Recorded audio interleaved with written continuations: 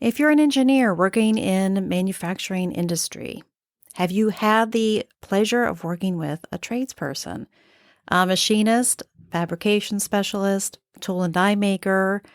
These people are trained and studied in this trade and are very innovative, resourceful, and valuable members of a design team. I have, and I really enjoy working with that crew, and I grew up with one. My dad is a tool and die maker and inventor.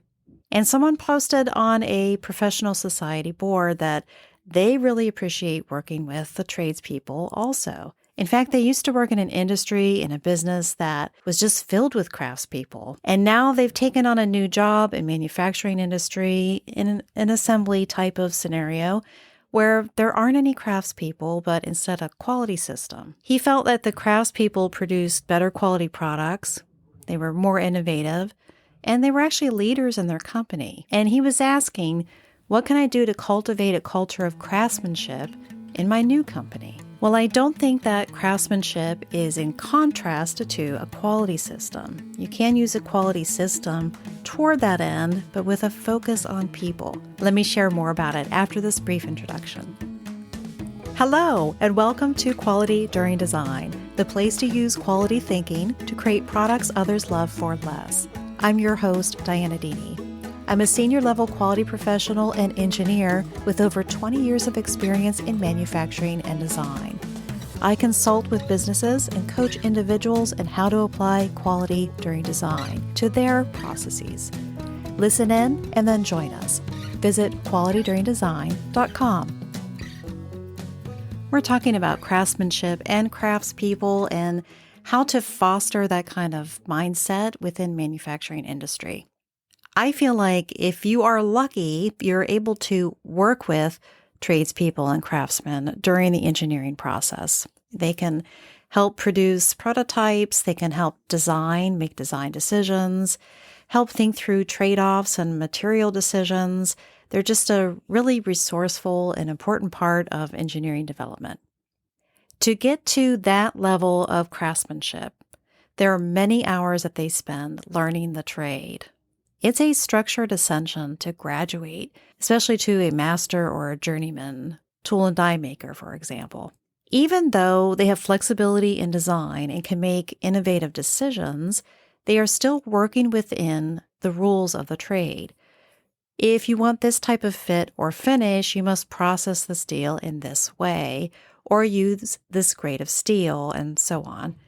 If you don't follow these rules, the quality of whatever you're building will be substandard. They also conform to standard definitions of quality, which includes how to measure it.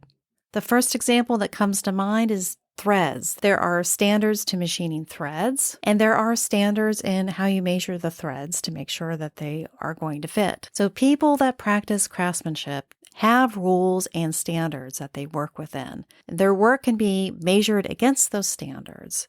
They also have processes that are defined in order to get a certain result. And this is transferable independent of where they work or what company they work for. In that sense, craftsmanship is not in contrast to a quality system. A quality system helps to define the rules of how things are made, how things will be measured to get a certain result. Now, about cultivating a certain level or viewpoint of craftsmanship within your company, within your manufacturing industry, I want to go back to a popular television show. This Old House aired in 1979, the first episode, and it featured Norm Abram, host Bob Vila, and a plumber, Ron Trethewey. It aired out of Boston on the public broadcasting station, and it was almost an instant hit. It is still on the air, making episodes, and is still a show that I like to tune into once in a while. This Old House focuses on skilled craftspeople working on older homes to restore them. When it first aired, the craftspeople at the time were really concerned about showing homeowners all the trade secrets and showing people how things were done, because they felt like their trade would be less valued by the homeowner, when in fact it almost had an opposite effect. because they showed the homeowner the kind of care, attention, and detail and decision making that went into restoring these own homes by the craftspeople gained more credibility, more respect and appreciation for the craftsman community. And over the years that it's been airing, it also helped to inspire people to enter the crafts field. In some of today's episodes, they feature some of those up-and-coming craftsmen in the show. They are working, putting in the hours, and studying to get their master's level certification for craftsmen. Back to our manufacturing industry, the craftsmen and journeyman tool and die makers that we may be working with, they understand the why behind decisions that are made, or the why behind some of the standards. And they know it well enough to be able to adjust it and modify it in order to be innovative. Even though they're following standards, they're not blindly following standards. They understand the mechanics and the why behind all of the things that they do. And that can sometimes be the difference that we need to address if we want to help cultivate a culture of craftsmanship within our company. It's understanding the why behind the how and what we're doing. Tradespeople follow standards. Quality systems provide standards for us to follow in order to produce products that are of the quality that our business and our company wants, including our customers. So we want to give people opportunities to understand and work toward understanding why. How do we do this? How to explain why we do certain things the way that we do them? The first thing is to focus on the decisions that people are making that affect the design and quality of whatever we're producing.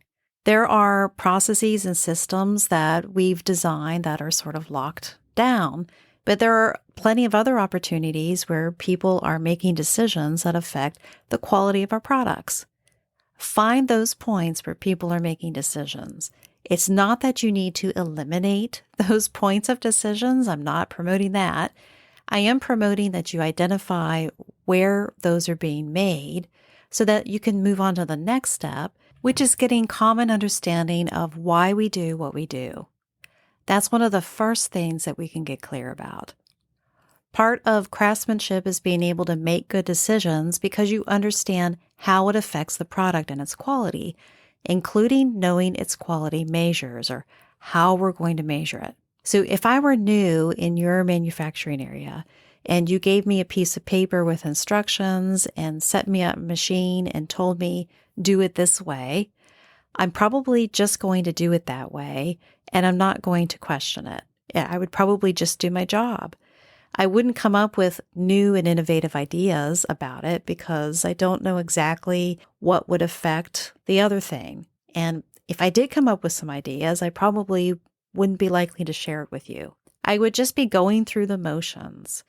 If something seems dumb and no one is checking, I may not worry that much about it because I don't understand how what I'm doing affects the quality of the product that's being produced.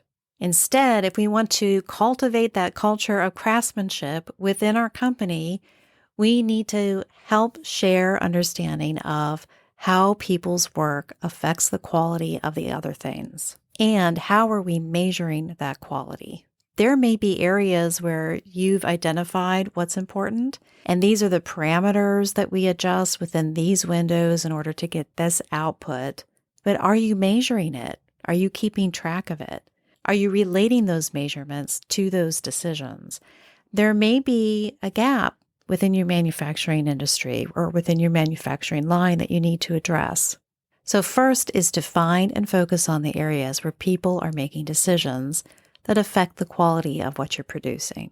Then get a common understanding with everyone about why they're doing what they're doing and how it's going to be measured.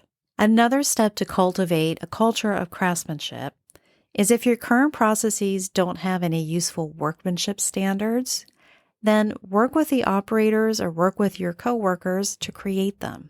It'll not only be an exercise toward craftsmanship and ownership It'll also serve as a guide and a training aid.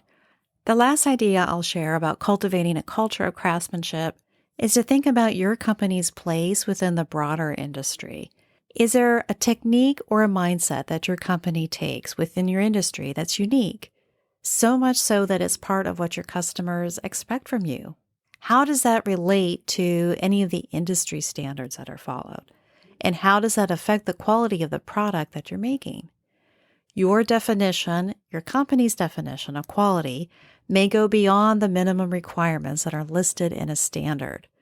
So you will want to ensure that your best practices and your company's quality systems support this. Getting clarity about what makes your product and your company unique within the industry also helps give you more information in order to be innovative and creative and start to cultivate some craftsmanship type thinking in your company. So what's today's insight to action? Use a quality system as a baseline for standards of craftsmanship for your company and the people that work there.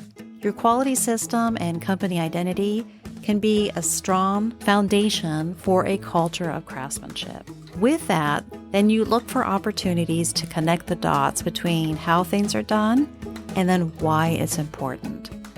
That will help give the people in your company some latitude and understanding in order to be innovative, produce better quality products, and be leaders. If these kind of topics appeal to you, please visit qualityduringdesign.com and sign up for the monthly digest. This has been a production of DIANNA Enterprises. Thanks for listening.